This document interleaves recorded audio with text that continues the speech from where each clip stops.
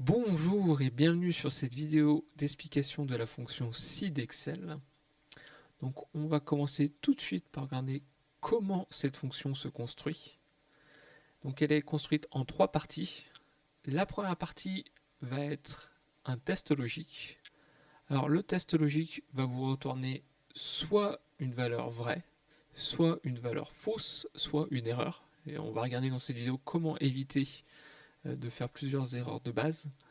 Et les deuxième et troisième parties de la fonction vont donc être la valeur retournée si le test logique est vrai et si le test logique est faux. Donc dans cette vidéo, on va surtout s'intéresser aux différents types de tests logiques et comment les utiliser, car c'est vraiment le cœur de la fonction si. On va regarder dans un premier temps comment faire des tests logiques sur des nombres. Ensuite, on va regarder comment faire des tests logiques sur des chaînes de caractères. Enfin, je vais vous montrer comment on peut faire des tests logiques sur certaines propriétés des cellules. Pour les tests logiques sur les nombres, on a 6 opérateurs principaux qui sont égal, strictement supérieur, super égal, strictement inférieur, inférieur égal ou différent. Je vais vous montrer à présent directement dans Excel comment utiliser ces opérateurs. Pour cela, j'ai préparé un set de data. J'utilise le site Makoru pour générer des datas aléatoires. Donc j'ai créé un fichier Excel avec des données aléatoires qui pourraient être des données de vente par exemple. Et donc on va commencer à regarder comment utiliser la fonction si avec des nombres. Donc pour cela on va se concentrer sur la colonne montant de l'achat. Donc par exemple je veux trier les achats s'ils sont inférieurs ou supérieurs à 500 000 euros. Ici je vais faire une première colonne pour supérieur à 500 000 et une deuxième inférieure à 500 000.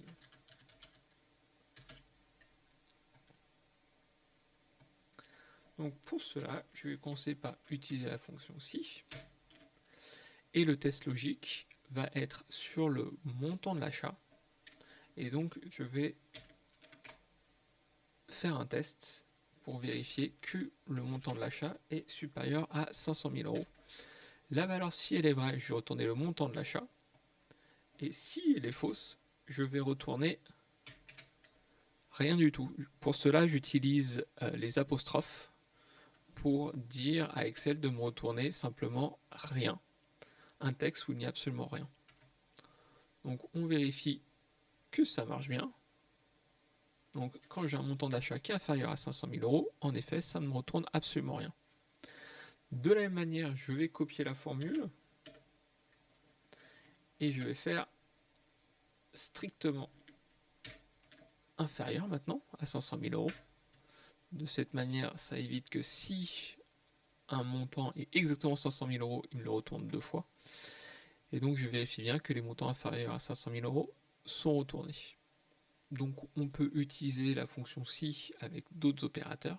Pour information, si vous n'aviez rien mis au lieu de mettre deux apostrophes, dans ce cas-là, Excel retourne automatiquement la valeur 0. Personnellement, je préfère retourner rien du tout. C'est plus facile à trier ensuite.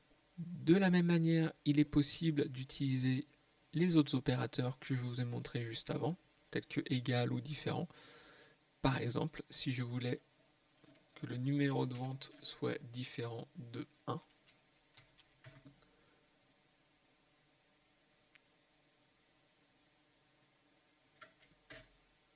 dans ce cas-là, ça va me retourner tous sauf le premier. À présent, je vais vous présenter les tests logiques sur des chaînes de caractères. Donc ici, je vais vous présenter 5 exemples. Le premier, c'est en utilisant le signe égal ou le signe différent. Il va falloir faire attention car Excel ignore la casse, donc je vais vous montrer à quoi ça correspond juste après. Ensuite, on peut utiliser les fonctions droite et gauche afin de faire des tests logiques sur le début ou sur la fin d'une chaîne de caractères. Et enfin, je vais vous montrer comment utiliser deux fonctions ensemble, enum et trouve, afin de pouvoir faire un test logique sur une suite spéciale de caractères pour voir si elle est contenue dans une autre chaîne de caractères. pour utiliser une comparaison sur une chaîne de caractères, je vais dans un premier temps chercher uniquement les achats qui ont été effectués en France.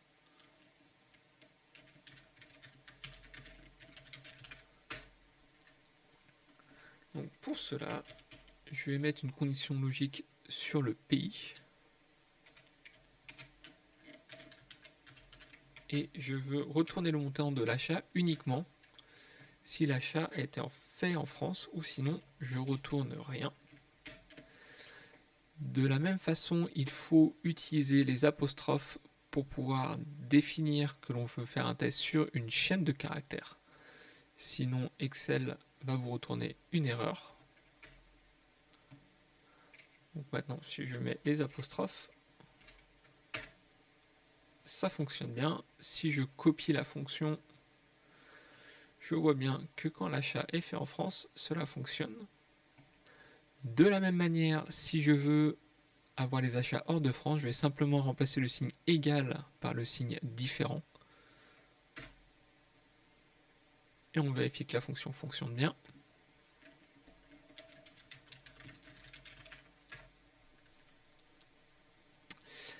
Maintenant, je vais vous expliquer pourquoi je vous disais que la casse est ignorée par Excel.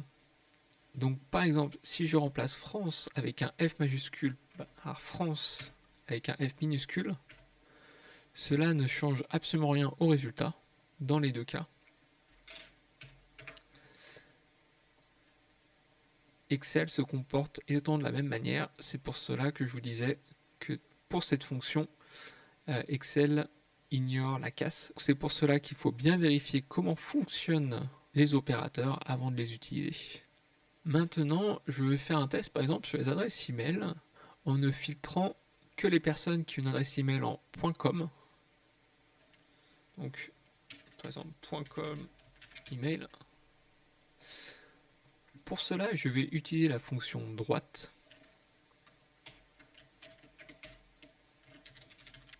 Donc, je vais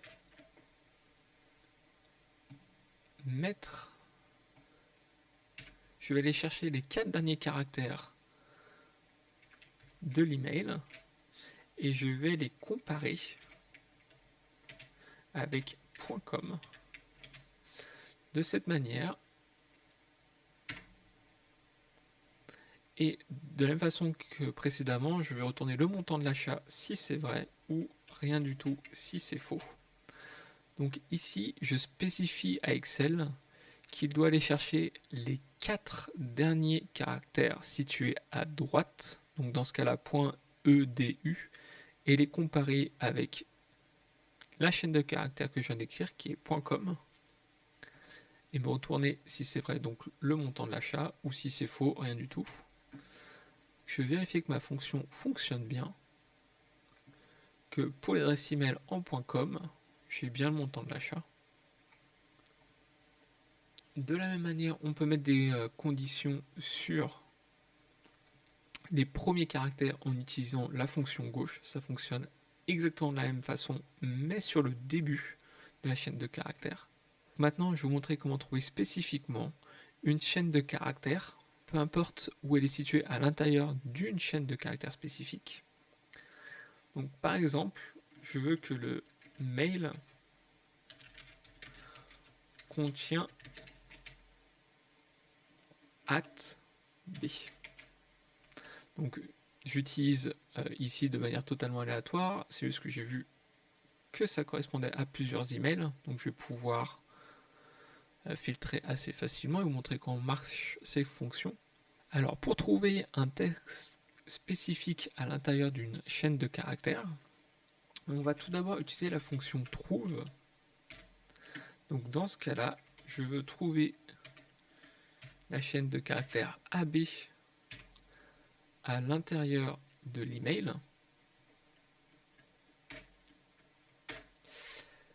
Le problème, c'est que cette fonction, ce qu'elle fait, c'est qu'elle vous retourne la position de cette chaîne de caractères à l'intérieur de l'autre chaîne de caractères. Si elle ne la trouve pas, elle retourne une erreur valeur. Donc pour pouvoir faire une fonction sur ce résultat, on va utiliser la fonction enum qui regarde si ce résultat est un nombre et va nous retourner vrai si c'est un nombre ou faux si ça ne l'est pas. Donc maintenant, il me suffit d'intégrer ce test dans ma fonction si. Valeur si vrai, le montant de l'achat. Valeur si faux, je ne retourne rien.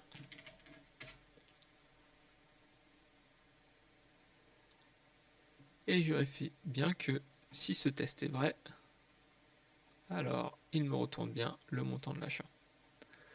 Donc voilà, il est possible d'utiliser vraiment des fonctions de plus en plus complexes avec la fonction si. Ensuite, libre à vous d'améliorer ces fonctions-là pour pouvoir les utiliser dans votre cas précis. À présent, on va regarder différentes propriétés qui peuvent être utilisées afin d'être utilisées en tant que test logique. On vient de voir la fonction enum qui retourne vrai si la valeur est un nombre.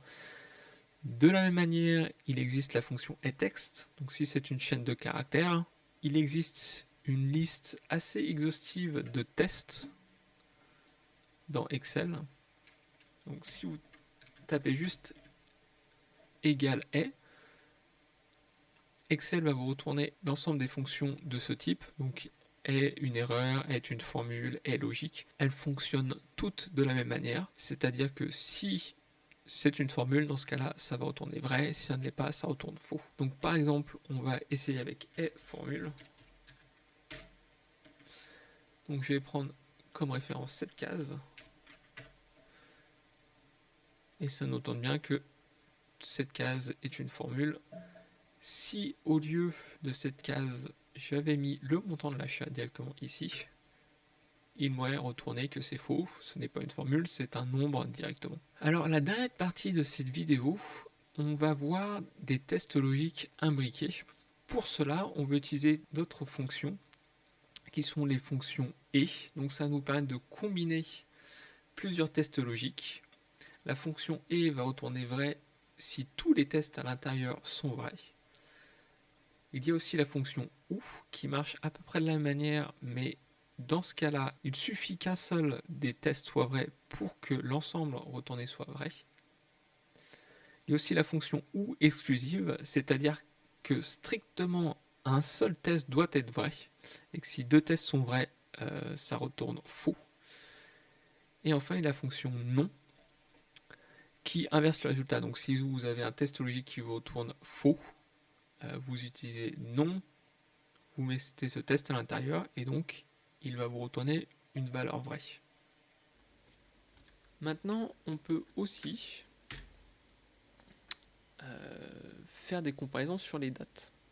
Donc pour ça, on va utiliser à l'intérieur de la fonction si la fonction date. Donc je vais vous montrer comment on l'utilise. Donc par exemple, dans un premier temps, je veux uniquement les ventes qui sont à partir de 2020. Donc on retourne avec notre fonction si. Maintenant, le test logique va être sur la date. Et donc j'ai dit qu'on voulait à partir de 2020. Et du coup, pour spécifier la date, j'utilise la fonction date, l'année, donc 2020, et je veux à partir du 1er janvier. Donc pour toute vente à partir du 1er janvier 2001, je veux retourner la valeur. Et dans le cas contraire, je veux retourner rien du tout. Donc voilà, ça a l'air de marcher. Je vérifie que ça marche bien. Donc ici 2018, 2017, 2017, 2019, ça retourne rien. Donc ça a l'air de bien fonctionner. On pourrait faire la même chose évidemment avec les ventes avant 2020. Maintenant on va faire quelque chose d'un petit peu plus compliqué, car maintenant je veux les ventes uniquement de 2020. Donc pour ça je vais être obligé d'utiliser deux conditions ensemble. Pour pouvoir utiliser deux conditions ensemble, je vais utiliser à l'intérieur de la fonction si la fonction et afin de pouvoir spécifier deux tests logiques en même temps. Et vu que c'est la fonction et, les deux tests logiques doivent être valides pour me retourner un résultat vrai. Donc dans ce cas-là, si je veux uniquement les ventes de 2020, il faut que la date soit supérieure ou égale au 1er janvier et il faut que la date soit inférieure ou égale au 31 décembre 2020. Donc 12, 31. J'ai oublié une parenthèse ici car j'ai mis une fonction et. Donc il faut que je ferme ma fonction et. Dans ma fonction et, j'ai bien une première condition, une deuxième condition. Si les deux conditions sont valides, je retourne le montant de l'achat. Dans le cas contraire, je retourne rien du tout. Donc on va vérifier que ça marche bien. Et donc on voit bien que je n'ai que les ventes de 2020 qui s'affichent. Maintenant on va faire quelque chose d'un petit peu plus compliqué encore. Car maintenant je veux spécifier la date dans cette cellule. Au lieu d'écrire l'année ici, je vais aller chercher l'année ici directement. Donc je remplace 2020 par la cellule. Donc ici ça marche. Je vais dupliquer la formule. Et là j'ai un problème. Le problème, c'est que dans Excel, les références sont relatives. Ce qui est très pratique, car quand je duplique la formule, ça permet de directement faire suivre les conditions sur les colonnes ou sur les lignes qui vont avec. Mais dans ce cas précis, ça m'embête un petit peu, car j'aurais voulu que cette condition ici reste sur la première ligne. Donc dans Excel, pour faire ça, il y a un caractère spécial qui est le caractère $, qui permet de fixer une ligne ou une colonne dans une référence. Dans mon cas précis, je veux que la ligne, donc la ligne 1, reste tout le temps la ligne 1. Donc au lieu que la valeur H1 ici se transforme en valeur H2 quand je duplique la formule, je veux que ça reste H1. Pour cela, je vais mettre devant le 1 un $, ici et ici. De cette manière, quand je vais copier la formule, ça va rester H1. Je vois les autres caractères qui changent. Donc j'ai 3, on peut le voir ici. Oups. On peut le voir ici. J'ai 2, j'ai 3, j'ai 4 qui suivent bien. Et H1 qui reste toujours H1. Donc je vais continuer de dupliquer. Et ça fonctionne bien, car je n'ai bien que les ventes de l'année 2020 qui s'affichent. Donc maintenant, l'avantage de faire ça, c'est qu'à présent, je peux choisir de montrer uniquement les ventes de 2018, juste à changer la valeur de l'année dans la première cellule, et automatiquement Excel va recalculer et m'afficher les ventes correspondantes à l'année choisie. Donc on va faire la même chose à peu près maintenant, mais on va complexifier encore un petit peu l'exercice. Donc on va faire les ventes à partir de 2016, je vais avoir les ventes de 2017, et ainsi de suite jusqu'à 2023. 2023. Donc je vais dupliquer ma formule de la même manière que j'ai fait avant. Le problème c'est que à présent je vais avoir le même problème, mais non plus sur les lignes, mais sur les colonnes. Quand je duplique, j'aurais voulu que ces deux cellules restent sur ces deux colonnes là. Donc je vais faire la même chose que ce que j'ai fait pour H1, mais cette fois au lieu de mettre le $ devant le 1, je vais le mettre devant le G et le H pour pouvoir fixer les colonnes de ces valeurs là. Maintenant, je duplique. Et je vois bien que ça a l'air de fonctionner. Il ne me reste plus qu'à dupliquer sur les lignes aussi. Donc on va aller un petit peu plus loin. Et j'ai bien les ventes de la 2009 dans la colonne 2019, les ventes de l'année 2020 dans la colonne 2020 et ainsi de suite. Donc voilà pour cette première vidéo de présentation de la fonction SI d'Excel. J'espère que vous avez pu y trouver des informations intéressantes. N'hésitez pas à me poser des questions en commentaire et je vous répondrai dès que possible et j'en ferai peut-être une autre vidéo. Merci beaucoup, au revoir.